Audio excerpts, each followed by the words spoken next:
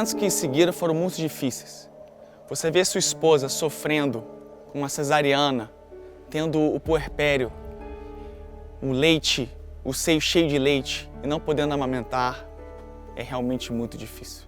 Passar por um momento desse, num casal, é algo de crise. Eu lembro de alguns relatos na internet de casais que se separaram depois que tiveram essa angústia tão grande. A gente, inclusive, teve inúmeras brigas terríveis.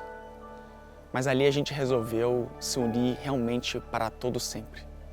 Quando a gente se casou, a gente falou, é na morte ou na vida. E a gente nunca achou que um dia essa questão da morte ia tomar conta de nós. Então ali, eu e minha esposa fizemos uma aliança incrível, muito maior do que o nosso casamento, uma aliança de dor.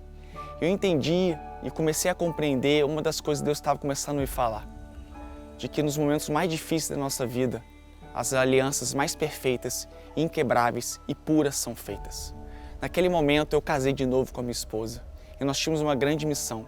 Nós tínhamos que cuidar do nosso filho, que naquela época tinha 5 ou 6 anos de idade, porque ela tinha perdido a sua irmã e não estava entendendo o porquê. Uma das grandes coisas que nos ajudou a nos levantarmos para a cura em si foi justamente esse propósito de curar o nosso filho. Nós procuramos psicólogos, nós procuramos profissionais adequados e aí nós demos conta de que o Davi não seja se despedido da sua irmã. E aí uma grande ideia foi nos colocada, escrever cartinhas para a Júlia para que assim o nosso filho pudesse se despedir da sua irmã. Fizemos cartinhas, falamos que o anjo ia levar para a Júlia e que assim finalmente ele poderia dizer adeus a Júlia. Naquele momento nós fizemos várias cartas, nós e toda a nossa família. E aí uma carta eu quero ler para vocês aqui, que é uma carta da minha esposa. É um poema que ela escreveu e que eu creio que vai ajudar muito você, que talvez tenha passado por um aborto ou por uma perda do seu filho, que diz o seguinte: Doce Júlia, meu bebezinho que nunca cheguei a conhecer, é muito difícil para mim deixá-la ir. Eu esperei e desejei tanto você, eu tinha tantos sonhos para você. Eu penso em sorrisos que nunca verei, eu penso em eventos que nunca acontecerão. Não haverá primeiros passos nem primeiros dentes, apenas um vazio e uma dor imensa e profunda no meu coração. Eu planejava levá-la a lugares longe e perto. Eu desejava mantê-la segura e livre do medo. Eu esperava mostrar-lhe muito do seu novo mundo. Eu queria ensinar a você como viver nesse mundo. É muito difícil entender o porquê você, meu bebê, morreu. Me sinto tão anestesiada agora, não sei o que fazer. Muitas lágrimas já chorei, culpa já senti. Eu tenho tantas perguntas, mas nenhuma resposta para elas. Eu tentei tanto te salvar, mas nada pude fazer. Deus, nesse momento, me prostro diante de ti, com o coração partido, e peço a ti que cure minha vida, pois terei que viver para sempre separado do meu bebê, que nunca poderei segurar em meus braços, nem beijar, mas que sempre será uma parte de mim. Deus, leve a Júlia em seus braços amorosos. Ela já não pode sofrer qualquer dano mal. Abençoa sempre e me abençoe também. Esteja sempre comigo e me ajude a superar essa dor insuportável que eu sinto. É impressionante como escrever cartas para minha filha nos ajudou a ser curados e como Deus usou isso como um instrumento dele para que o amor dele nos enchesse, para que a gente pudesse compreender um pouco dessa tragédia que aconteceu conosco.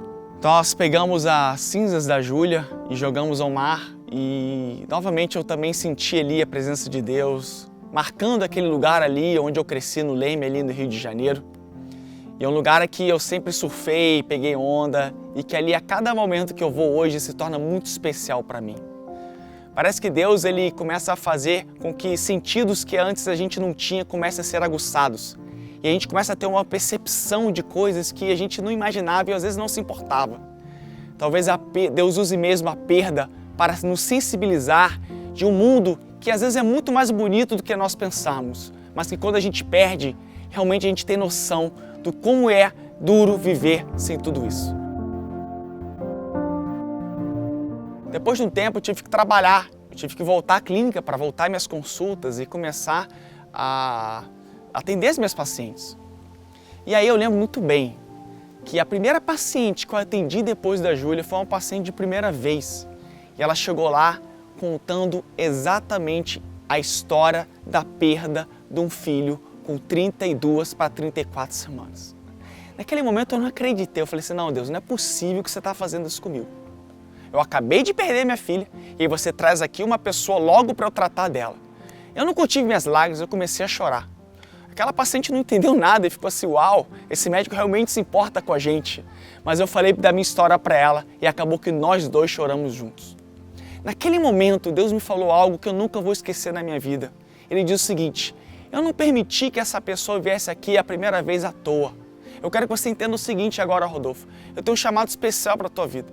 E você agora não é um médico assim, eu sou um médico, você é paciente e que eu não me importo com a sua dor, eu não sei o que você sente. Não. Agora você está no mesmo patamar delas. Você sabe a dor das suas pacientes, você sabe o que elas sofrem, você sabe o que é frustração, você sabe o que é perder um filho. E naquele momento meu coração mudou. Eu comecei a ganhar um novo sentido para o trabalho na qual ele me chamou. A medicina passou a ser um ministério para a minha vida e o meu consultório passou a ser um local ainda mais abrangente, na qual eu iria não somente ali tratar o físico, mas o espiritual e também o sentimental das minhas pacientes.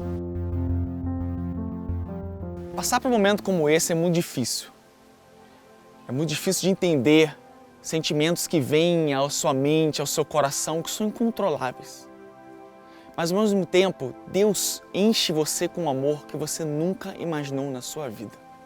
É impressionante nos momentos de angústia e desespero, onde sentimentos tão terríveis vinham à minha mente, eu clamava por Deus e Ele falava, calma, eu estou com você, meu amor é com você. Eu comecei a entender que todo sofrimento tem um sentido.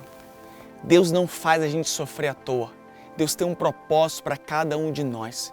Eu encontrei o meu propósito ali pelo meu chamado como médico, como pastor, como de cuida de mulheres ainda hoje. Eu a todo momento sou usado por Deus para falar que, mesmo nas adversidades, no aborto, na perda de um filho, na infertilidade, existe um Deus que nos ama. Um Deus que tem um propósito e um sentido para tudo. Um Deus que não faz a gente sofrer à toa. Então, se você passou por isso, ou está passando por isso, ou se está em dúvida no seu coração, entenda o seguinte, Deus te ama acima de todas as coisas. Ele quer o melhor para você. E todo esse sofrimento que você está passando não é à toa. Deus tem um propósito grandioso na sua vida. Ele tem um chamado específico para você que passou por isso. E eu tenho certeza de que o mesmo Deus que feriu você, Ele vai te curar, porque Ele me curou também.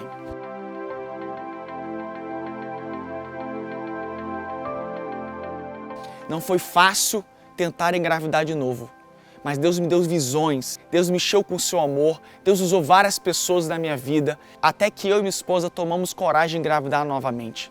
Muitos medos, muitas frustrações vieram à nossa mente. Será que vai acontecer de novo? Será que vai ser uma menina? Lembra que eu falei que a minha filha veio a falecer logo depois que a gente tinha acabado de fazer o enxoval dela? Pois é, a minha esposa não se desfez desse enxoval. E eu lembro que num determinado sonho eu sonhei com uma menina nos meus braços e Deus colocava um louro de vitória na minha cabeça. Naquele momento eu acordei e falei assim, meu amor, vamos ver o significado de vitória.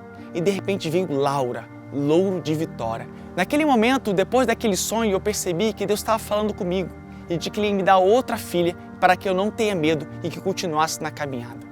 Mas olha, gente, a gestação da Laura não foi fácil. Foi uma gestação super complicada, onde nós até o último momento achamos que uma terrível tragédia poderia acontecer de novo. Eu lembro que exatamente com 34 semanas a minha esposa acorda e fala assim, não estou sentindo a Laura mexer. Gente, eu voei para o hospital igual um maluco, invadi a sala lá de emergência, peguei o sonar e botei lá na barriga da minha esposa e quando eu escutei o coração da Laura, aí eu fiquei mais tranquilo. Claro que eu achava que eu tinha uma fé enorme, mas naquele momento eu comprei um sonar e toda noite eu escutava o coração da Laura até o dia que ela nasceu. Eu hoje não me arrependo de nada. Eu creio que tudo foi um propósito de Deus. E a Laura veio exatamente para cumprir esse propósito de que aquele que fere também cura. E Deus vai te curar, eu tenho certeza disso. Não sei como, cada um tem um propósito diante de Deus, cada um tem um ministério, cada um tem um chamado. Eu tive meu chamado, mas você também tem o chamado. Seus filhos não foram perdidos à toa. Creiam nisso.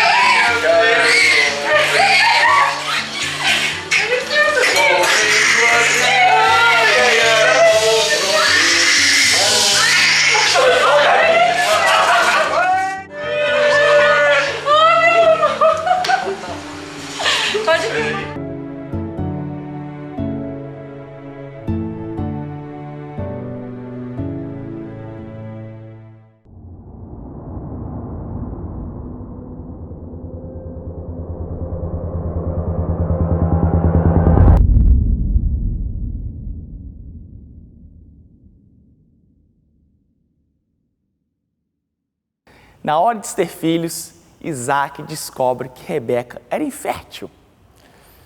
De novo essa história de infertilidade na família de Abraão. Será então o fim das promessas de Deus?